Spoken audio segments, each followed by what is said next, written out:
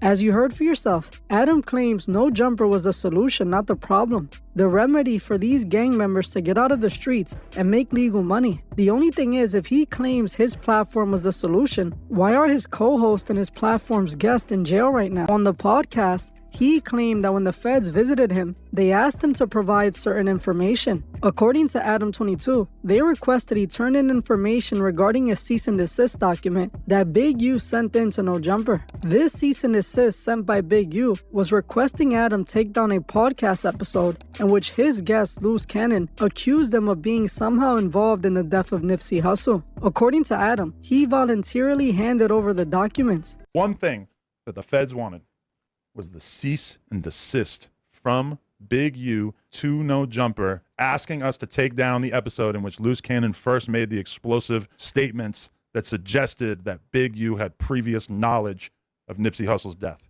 Now, that situation is very much outside of what was mentioned in the indictment. In the indictment, there's nothing about Nipsey. There's nothing about any of that stuff.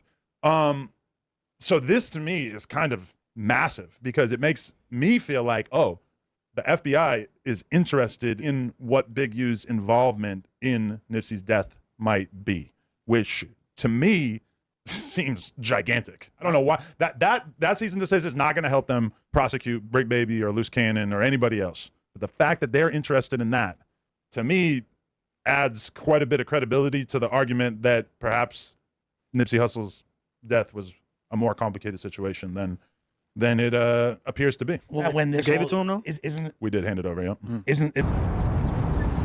My nigga. Isn't this when that I mean, really, like, So it's safe to say you the feds.